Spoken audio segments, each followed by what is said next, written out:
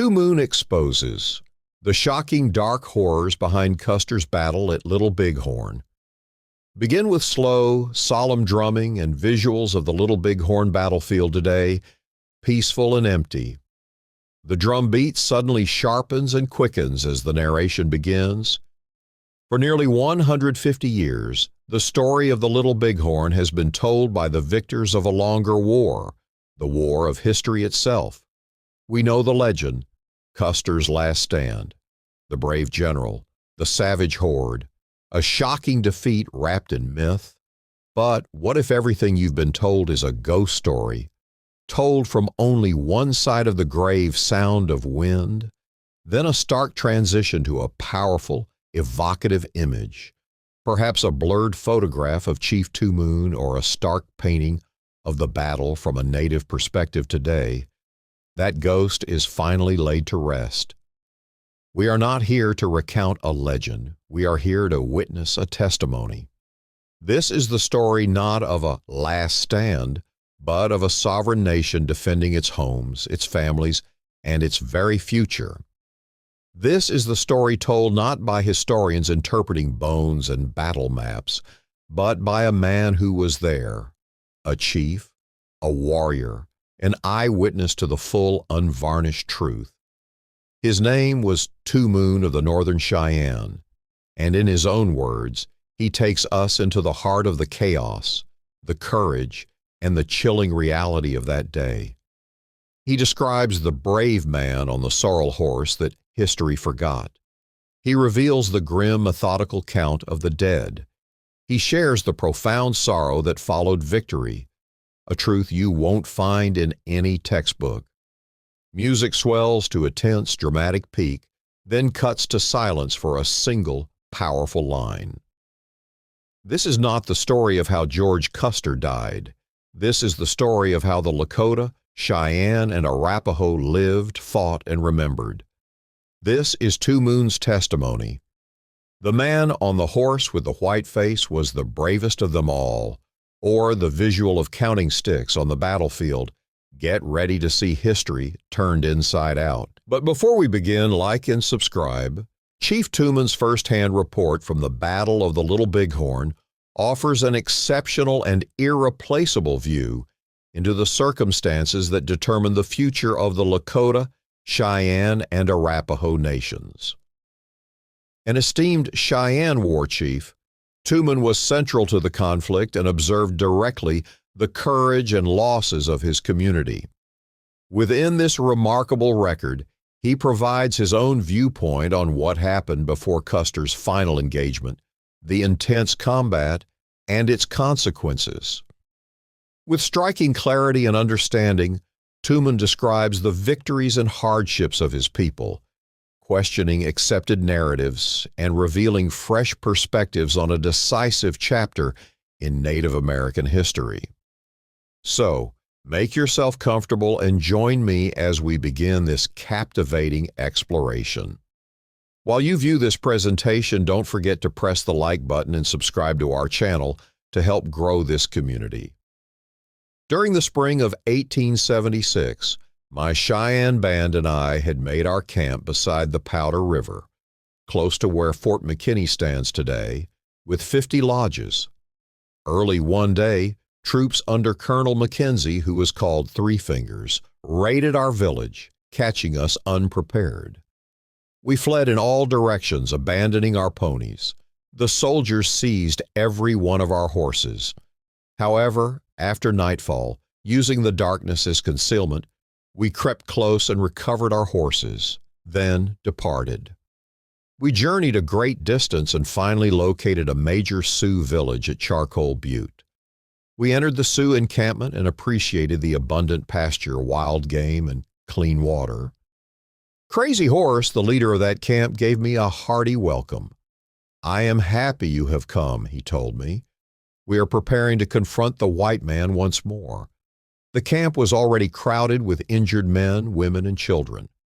I replied, "I am prepared to stand beside you in battle. I have fought previously, and the enemy has taken both family members and horses from me." Near May, when the grass was tall and our horses were fit, we gathered our belongings and set out for the Tongue River's mouth. Sitting Bull, Crazy Horse, and the rest of our party moved along the Rosebud, where we engaged in a difficult fight with General Crook and were victorious. Numerous soldiers were killed, though not many Indians fell.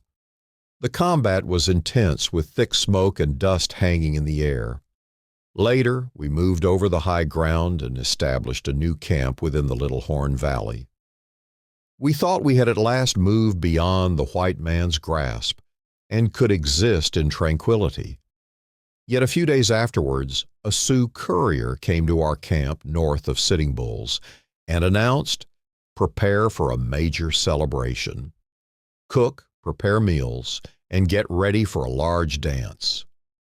The Cheyenne people occupied themselves with cooking, preparing tobacco, and making arrangements. We organized a day-long dance, relishing our liberty from the white soldiers. I went to the stream to water my horses, bathed them in the cold water, and then took a refreshing swim myself. As I made my way back to the village, I gazed up the Little Horn towards Sitting Bull's camp and noticed an enormous dust cloud climbing into the sky like a whirlwind. All at once, Sioux riders galloped into our camp, shouting, "Soldiers are approaching, a great many white soldiers." I rushed into my lodge, telling my brother-in-law, "Quickly, prepare the horses. The white men are here." Outside, I could hear a distant battle cry, "Hey, hey, hey, hey," and the rapid sound of gunfire growing nearer. I could not see any warriors yet, only people running to saddle their horses. Once I had my horse, a Sioux fighter returned, alerting us, "A large number of soldiers are on their way." He then told the women, "Step back, we are preparing for a severe fight." I declared, "I am prepared. I will fight alongside you." Mounting my horse, I rode through the camp, calling out urgently to the people, "I am Tumun. You are a leader. Do not flee. Hold your position and fight. We must confront the white soldiers. I will remain, even if it costs me my life." I rode swiftly toward Sitting Bull's camp, where I saw the white soldiers engaged in battle, Reno's men. The open ground was swarming with Indians, pushing the soldiers back, a chaotic mass of Sioux, troopers, and horses all firing their weapons. The air was dense with smoke and dust. I watched the soldiers fall back and descend into the riverbed like stampeding buffalo. They had no chance to find a crossing, and the Sioux pursued them up the slope, where they encountered more soldiers with wagons. Then messengers arrived saying that more soldiers threatened to harm the women, causing the Sioux to turn back. Chief Gall fought with great courage, and Crazy Horse was there as well. Later, I returned to my own camp and prevented the women from taking down the lodges. As I sat on my horse, I saw flags appear over the eastern hill. They formed 3 distinct groups, squadrons separated by some distance. Then a bugle call rang out, and they dismounted while some soldiers led the horses back over the ridge. The Sioux charged up the slope from all sides, riding hard, with the Cheyennes taking the left flank. The gunfire began, swift and heavy, pop, pop, pop, in rapid succession. Some soldiers were kneeling, others standing, with officers leading from the front. The smoke was thick like a vast cloud, and wherever the Sioux rode, dust swirled up like more smoke. We surrounded them from every direction, flowing like water around a stone. We fired, galloped forward, then fired again. Soldiers fell, horses collapsed on top of them, and soldiers in formation dropped. But one man rode continuously back and forth along the line, shouting the entire time. He rode a sorrel horse with a white face and white forelegs. I did not know who he was, but he was a brave man. The Indians kept circling around and around, and the soldiers succeeded in killing only a few. Many soldiers fell. In the end, all their horses were dead, except for 5. Occasionally, a man would break from the group and run toward the river, only to fall shortly after. Finally, about 100 men and 5 horsemen stood together on the hill, all gathered in a tight group.